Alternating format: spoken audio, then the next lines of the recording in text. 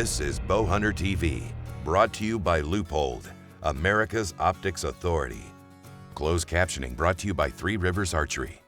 Welcome, folks, to Season 7 of Bowhunter TV. We're glad you could join us. Those 7 years have been great, Mike, but here at Bowhunter Magazine, we are also celebrating our 40th anniversary as the #1 bowhunting magazine. And on top of all that, Curt here became only the 3rd editor in Bowhunter Magazine's history. So congratulations, Curtis. Thanks, Mike.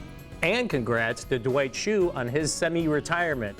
Dwight will be our hunting editor and a regular columnist, so he's not going anywhere. Okay, here at Bowhunter TV, we are not comedians, we are not celebrities, we are not the focus. You are. We have only 2 goals. The first is to share the excitement of bow hunting as well as the beauty of the country and the animals we all hunt.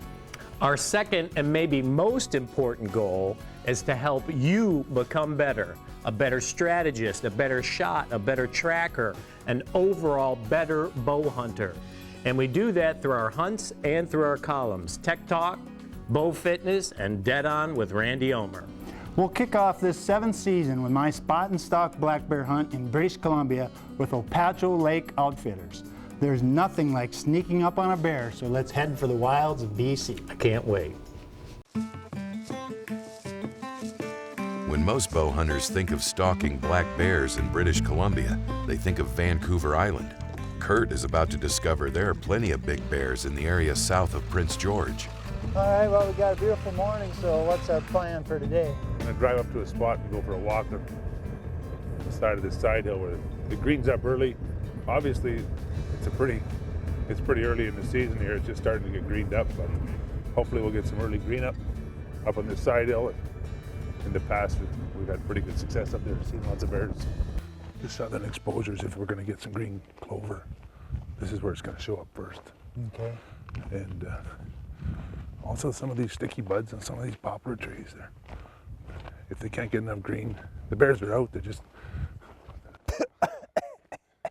They'll eat some of these sticky buds too. So we can start to expect to see bears anywhere from here on in. As it moves. Whoa! Whoa!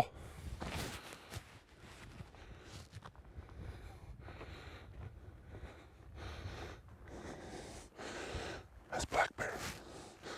I see these old bridge sites are great for bow hunters. They grass seed them, and a lot of times the bears are feeding right in them, and you can sneak up on them and get a pretty good shot.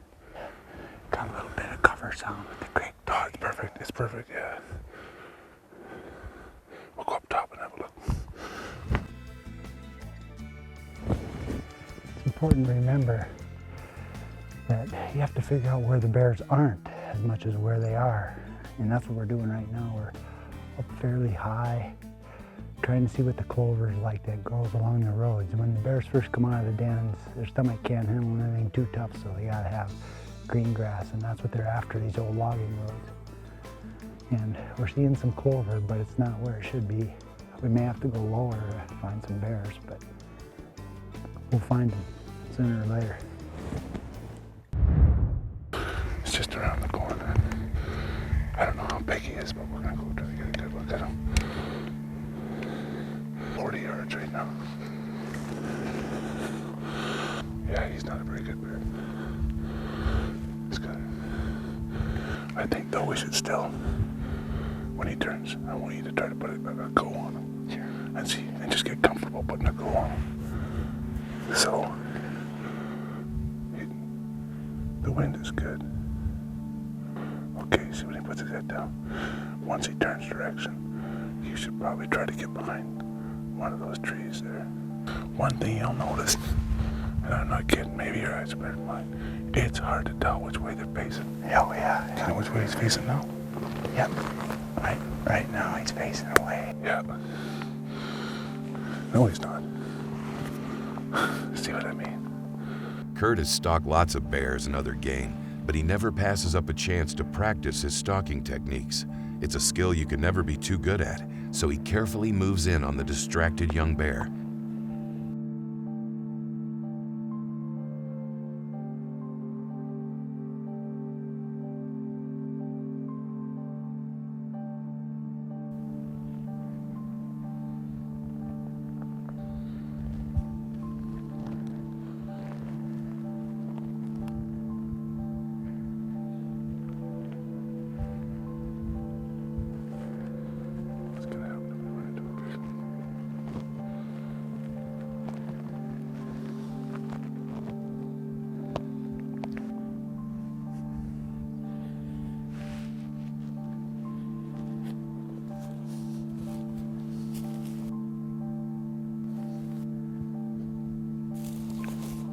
Finally, the bear decides something's not quite right and bails off the old logging road. How close did he finally get? Did he get within 40?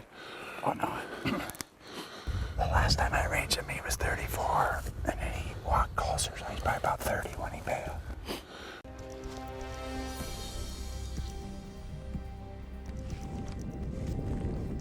That's a really big bear. Look at the size of him. Okay, it's go time. I think we're gonna go. Let's get on the other side of these bushes. Let's go on the other side.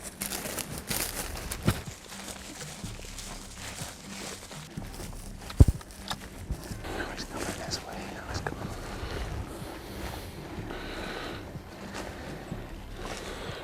He's angling this way now. What we'll do is we're gonna just get out here. I'm gonna stay here. Anna, you're gonna try to belly crawl out. And Curt, we got all day too. So if it ain't looking good, just back up and we'll wait for him to go into a stalkable spot. Stalking into bow range of a bear in a wide open field might seem impossible, but this big bear dropped to his belly to graze. It was the break Curt needed, but he wouldn't have much time before the bear ate everything within reach. Bow hunting just doesn't get more exciting than it does at moments like this.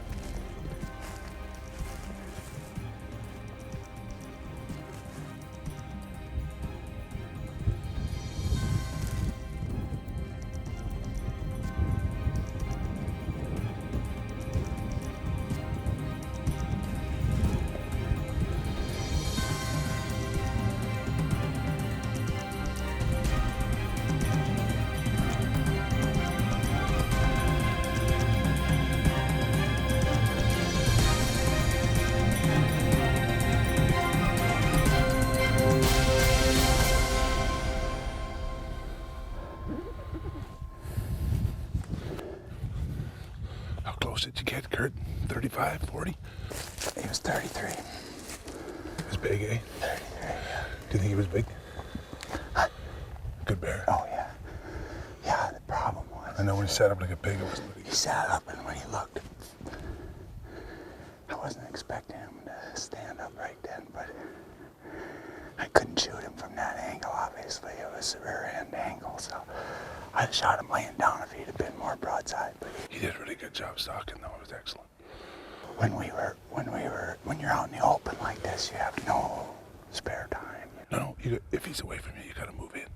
That was excellent. Really good. Oh, there's a bear. There's a bear there right it there. is. Okay. It's not bad, eh? Oh, jeez, he ran in a bush. He might come out again. You see that often? They come right back on. Yeah, sometimes. Sometimes they come right back out. If you're lucky. There he is. He did come right back out. Okay, let's go. I'm gonna take this. After slipping off his boots for maximum stealth, Curt makes a stalk on a borderline bear. It was a practice stalk that could evolve into a shot opportunity if the bear offered the right angle.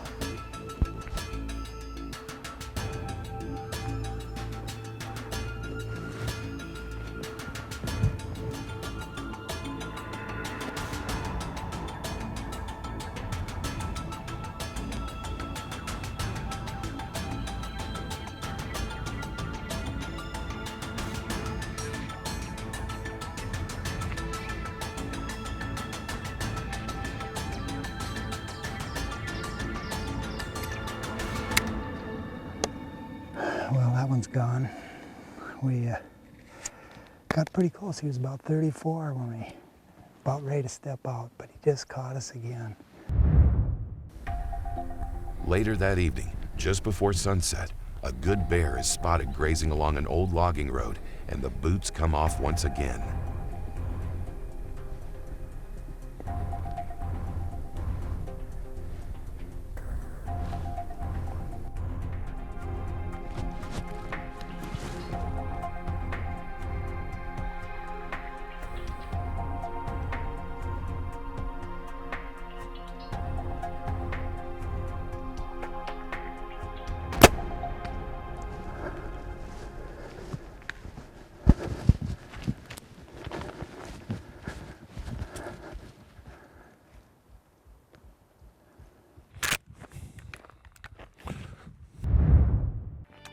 Well, that was another exciting stalk, a pretty decent bear. I'm confident in the shot. Ken was watching in binoculars, said elevation was good. According to the video footage, windage is good, and Ken saw the arrow sticking out about 10 inches. So that tells me I had to hit him in the opposite shoulder blade. Otherwise it would have zipped through. We went in a little ways, found the arrow, missing the broadhead, good blood, and we did hear one little bit of a moan down the creek bottom. But this is, after all, grizzly country, so we might, in other parts of Canada, we might track them, but not here. When it gets dark, we go back to camp. Well, we're back the next morning now, and we're pretty confident of the shot, but just to make sure, we enlisted the help of Michael Schneider. He's a local guy, has a tracking dog that's, his name is Mook. It's a Slovakian hound, and he's well known for finding bears, so we're going to make use of this tracking dog. And in my opinion, when it comes to recovering animals, use every method at your disposal, and this is one of them. See this? Oh, well, you know what? He is on him. Because, see the wipe here? I didn't see the Sicily. He come down this log here, Mike. Got the bear. Holy smokes. There's the opposite of ground shrinkage right there. Thanks, man. Oh. It's a big old boar, isn't it? That's a big old boar. Thanks, man. That was outstanding. That was probably one of your easier tracking jobs, huh? Nice. Well, you know, that screws up because we didn't think he crossed the road because we watched. Yeah, I looked down that way, then I quick looked out down the road and said, I gotta make sure he's not crossing the road. And here he is, maybe what, 120 yards from where we shot him. Oh boy. Jeez. And no ground shrinkage on that one. No, beautiful here. Wow. I'm going to show you something here that you're not going to believe. Look at that paw. Holy smokes. That's a big head, eh? Oh, man. Boy, has he ever been scrapped? He's just beat up. Look at this. Look at his ear. His ear's chewed up. His nose is all chewed up. Look at that. Just tore up. Big boar. Thanks, man. Yeah. You know, all night I sat there and thought about the shot. It was 45 yards, but all the evidence pointed to a good hit. But you never know until you get there. And as it turns out, quartering away behind the last rib, and we got the job done. So. No, it's perfect. Perfect shot. Ken Watson at Opatcho Lake Outfitters knows his bears, and I had a great time hunting with him and his wife, Crystal, who's an outstanding cook, by the way. Check out their contact information in the credits or at bowhunter.com. Thanks for kicking off the season with us. Meet us here next week when we'll have roaring red stag and fabulous fallow deer coming to you from New Zealand.